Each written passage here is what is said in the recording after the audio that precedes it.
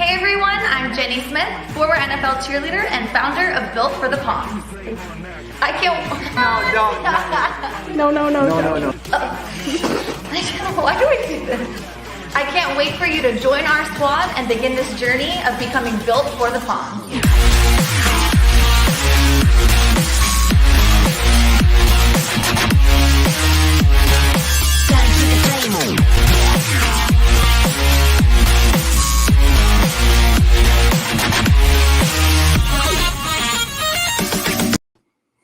Hey, what's going on? Welcome to Built for the Poms podcast. I'm Joe Roscoe, one of the hosts of Built for the Poms podcast.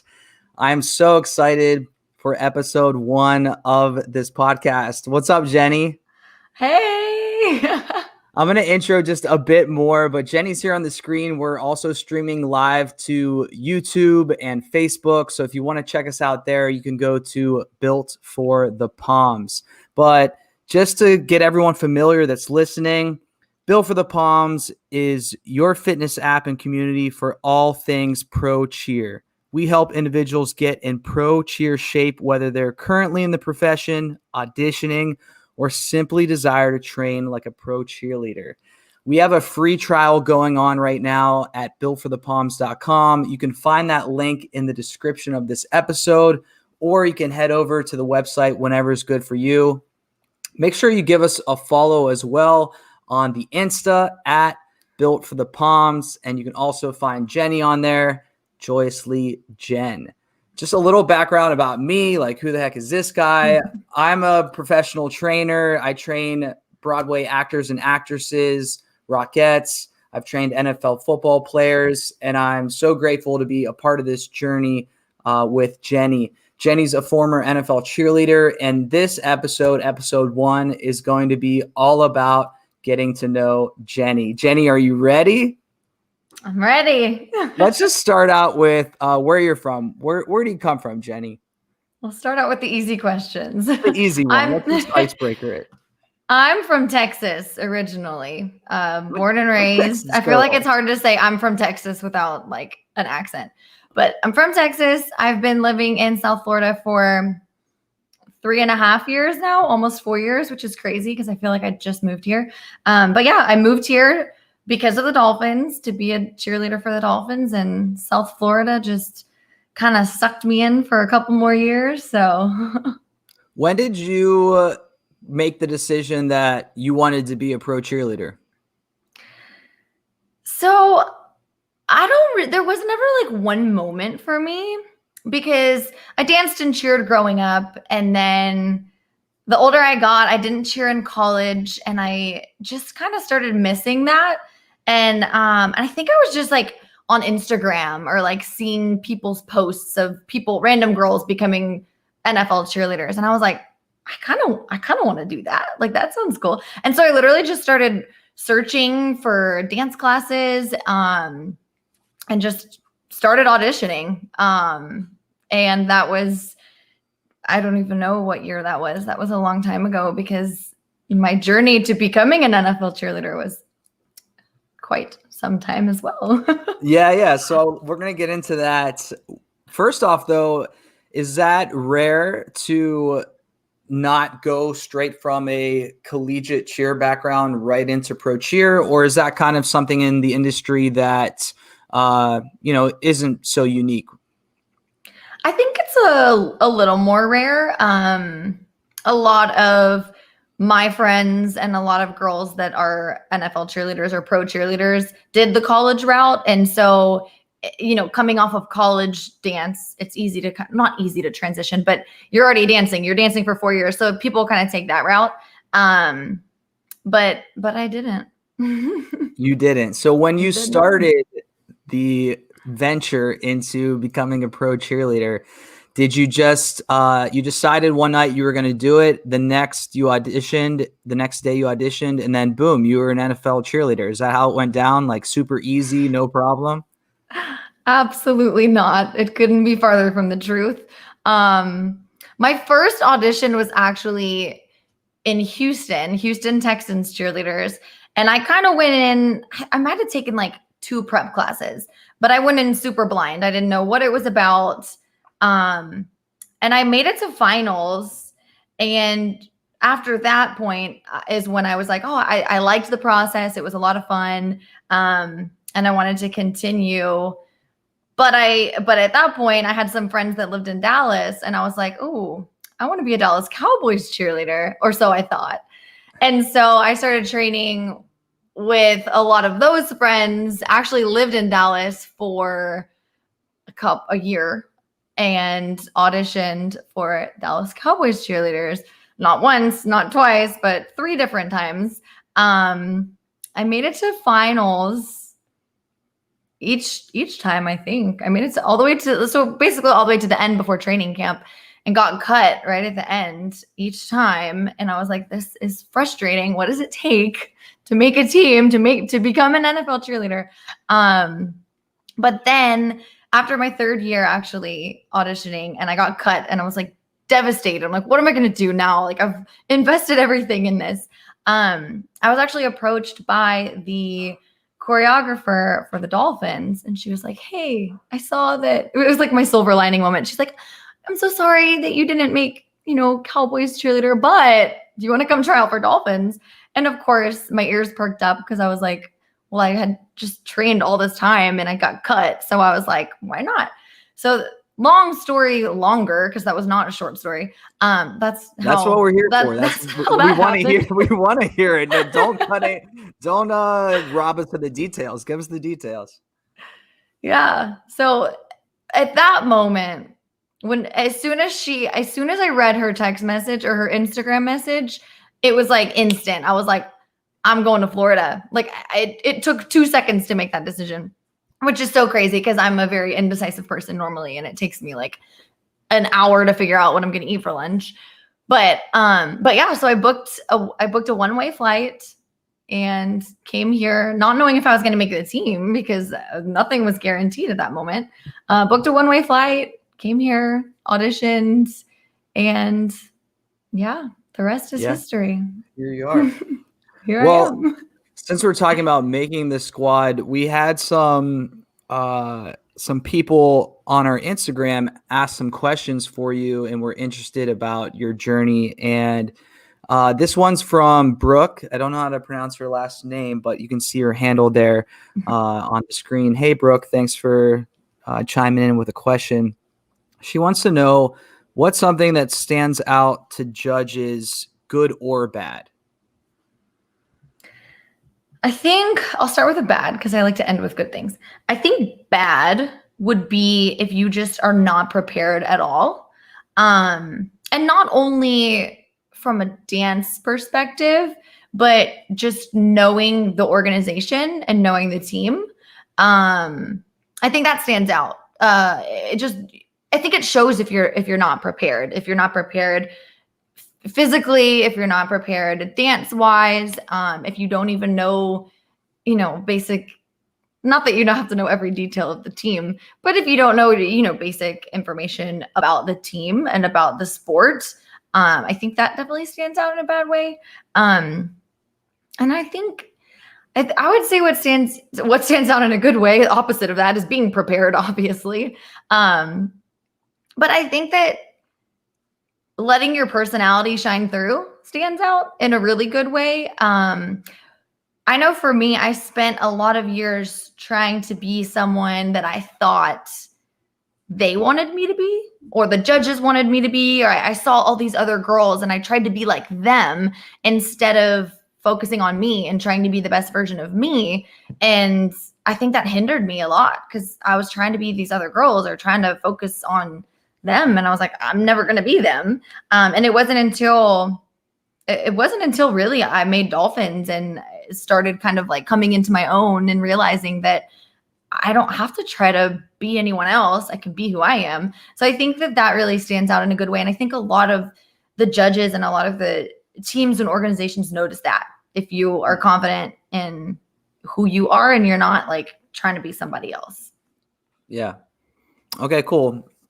I'll ask a question, because I'm interested. So during like the one-on-one talking, like more discussion based, what was one of like the Dolphin, did they give you like a trivia question? Like, what was Dan Marino's number? Like, what kind of information? Because you kept saying like, know about the team. What did you have to know about the team?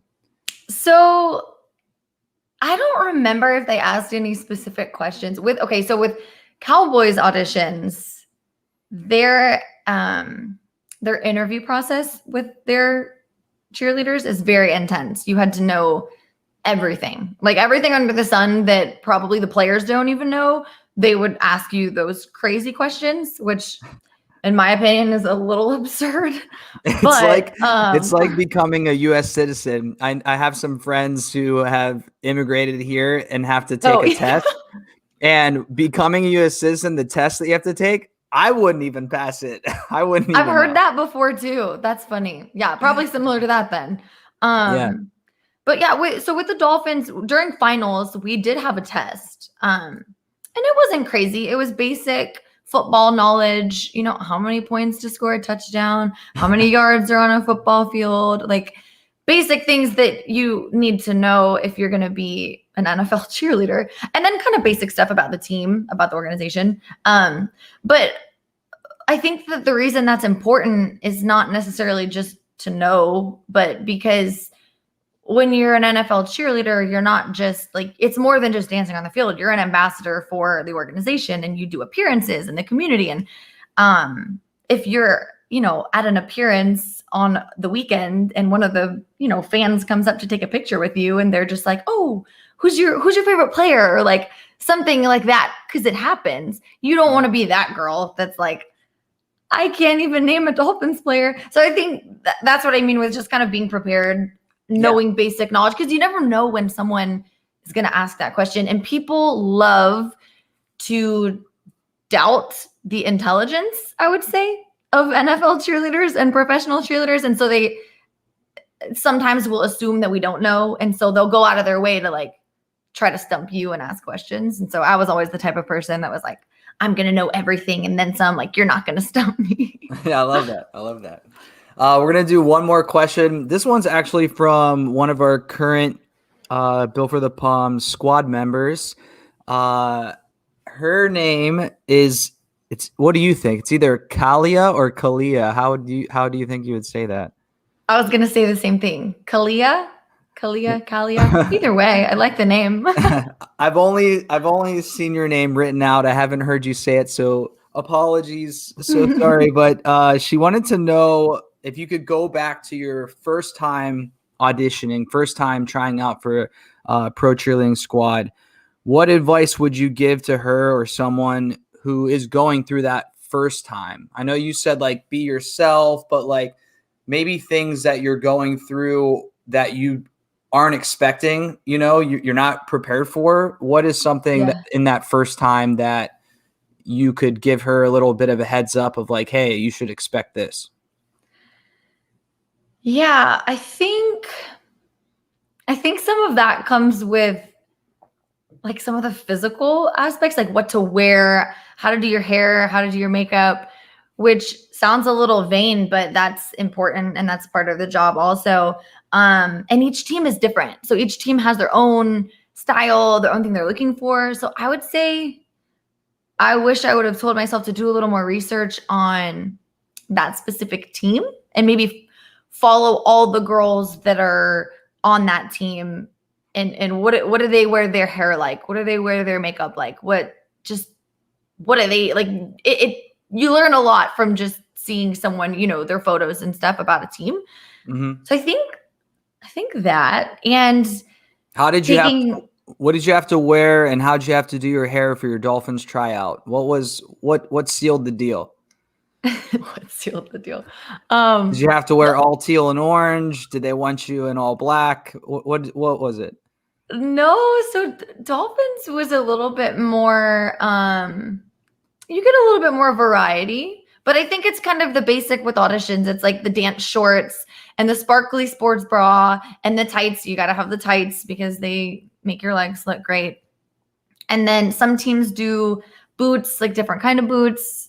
Tennis shoes is typical for like the first couple rounds of auditions. Mm-hmm. So that's Dolphins. And it's pretty similar across the board with a lot of different teams. But I'm like having flashbacks to my very first audition, and I didn't really know what I was doing. And I was just so nervous. Like I Give was us all the so details. All the details. Tell us how you fell on your face. Like what did you embarrass yourself doing? I actually, okay, this is a true story. I didn't fall on my face, but during finals, there's like boot camp practices where it's a practice, but you're still being judged. Like everybody knows that. And we wore these boots. And this was when I was trying out for Houston Texans. The like almost like go-go boot looking boots, if you know what I'm talking about. Mm-hmm. And the heel of my boot broke off in the middle of a dance where I was like being judged. So I had to do half the dance like on my toe without a heel underneath my boot. And it was, yeah, I don't know. Maybe that's what cost me making the team that year. I'll never know. But yeah, other than that, I'm like embarrassing moments. When I was a Dolphins cheerleader, I had this fear every game because when you're walking on the sidelines, they have like all the video crew and there's like a million cords on the ground. I had this irrational fear that I was going to trip over those cords and fall. And you're literally right here, like the fans. I could reach out and touch the fans, so they're super close to you. So if I would have tripped and fallen, like they would be right there and they would see everything. So every time I would like make sure to not trip over those cords. But luckily I made it through 3 seasons and never tripped and fell. So they never got you. Never got me. That's good. You must have been keeping up on your agility and your fitness training. Exactly. Let's get into that a little bit. While you were a cheerleader, how was fitness a part of your, everyday life? Let's just go with that. How was fitness a part of your everyday life while being a cheerleader? Yeah. So fitness has always been super important to me. And I've always just loved working out. I've always been an athlete. So it's always been a big part of my life. When I was a cheerleader, it was really difficult for me to not stay on top of it, but find the time. I was working a full-time job during the day. We had practice from 6 to 10 p.m. at night. So it was really difficult for me to find the time. We always incorporated workouts in practice. So that was kind of my workout. But yeah, it was always kind of difficult to get to the gym. Like a personal trainer was just out of the question unless it was like 3:00 in the morning. But yeah, I mean, it's such an important element to include in, especially in the audition process, like getting there. Once you're there, it's still important, but it's understandable because it's so difficult to find the time and everything. But yeah, it just busy lifestyle I lived. Yeah, I think that was a part of our mission with Built for the Poms. It's like you can grab your app, you kind of have that personal trainer in your pocket, you can interact with the coaching staff, and you can do your workout from home, with a pair of dumbbells or no weights at all. So I know that's been a big part of our mission with Built for the Poms. So that's been rewarding to see all of our members taking advantage of that. Going back to what you said about like once you get there, it's a little bit easier. How is your schedule though when you're in season? Like you have the games. How often are you practicing throughout the week? And are you managing, like, do most of the girls manage other jobs? How does that go as like your lifestyle as an NFL cheerleader? Yeah. So my experience, I always worked a full-time job and then was a cheerleader. And most of the girls do at least a part-time job, or a lot of them are in school, which school is just as grueling as a full-time job. So I guess that's what I mean by easier is not the right word, but whenever you're on the team, you're practicing 3 hours a day, you have games on Sundays, you're working out while you're practicing. So I guess that's what I mean by it kind of comes naturally. You're already doing a lot of workouts, which makes it even harder to find time, which is once again going back to why, we wanted to start Built for the Poms, because this would have been something that I wanted as a cheerleader, because I work a full-time job, practice at night. If I wanted to just get a quick workout in my living room and don't have to worry about going anywhere, that's what would have been perfect for me. Yeah, and as the fitness bro here, I'll just say, like, the versatility of your training is extremely important. And as you're practicing those 3 hours a day, but you might be going over the same routines or putting the body through kind of the same motion and same exertion, where your body's needing that difference of whether it's strength training or whether it's more flexibility, mobility work, things like that. That's important either in season or out of season to either maintain or to increase that physical ability. So, for sure. And I'm sad you didn't have Built for the Poms while you were a cheerleader, but I'm loving that, you're providing the community with something that you felt was lacking. So that's great. Yeah, for sure. I feel like now that I'm what? Oh, go ahead. Sorry. I was gonna say, now that I'm not a cheerleader anymore, I'm like, what can I do? Because my journey to becoming a cheerleader was so difficult and so long, and I feel like now that I experienced being an NFL cheerleader, I'm like, I want to give back. I want to give resources back that I wish I had, and this being one of them. Yeah.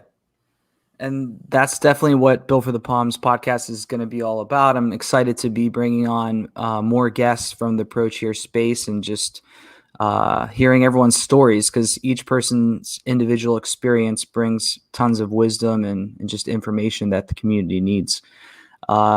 What's this tank top you got on? What is this? Ooh. What do you got over there?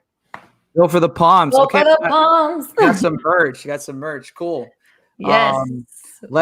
We got three tops right now. We have 2 Razorback crops, and then we have this flowy tank that Jenny's wearing here. Not for sale just yet, but we're giving them away to members and even people that try our free trial. So once again, if you want to try that free trial, you can go to builtforthepoms.com. The link is in the description of this episode. You can give us a follow at Built for the Poms. Jenny, we're going to wrap this episode up. Any last words you want to give before we sign off here? I don't think so. I'm excited. I'm excited to start this podcast. I've never done a podcast before, so it might be a little awkward at times, but we're figuring it out as we go. Absolutely. Yeah. All right. So until next time, everyone, I'm Joe Roscoe. This is Jenny Smith. We're going to be bringing on some amazing guests. So stay tuned. Yes. Make sure you subscribe, you like, you leave a comment, you swipe up, you double tap. All the things. All the things. Just whatever platform you're on, we're doing all the things. So we'll see you later on Built for the Poms podcast. Bye. Bye. Hey everyone, I'm Jenny Smith, former NFL cheerleader and founder of Built for the Poms. I can't. No. Why do we do this? I can't wait for you to join our squad and begin this journey of becoming Built for the Poms.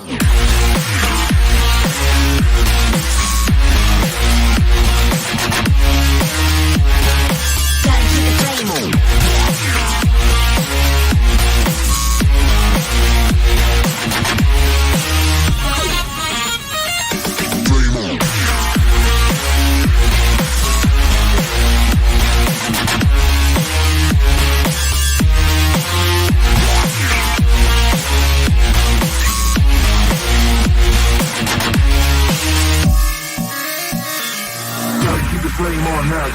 I'ma keep it going till there ain't none left. Going till there ain't nothing. Keep the flame on max. I'ma keep it going till there ain't none left. Going till there ain't nothing. Keep the flame on max.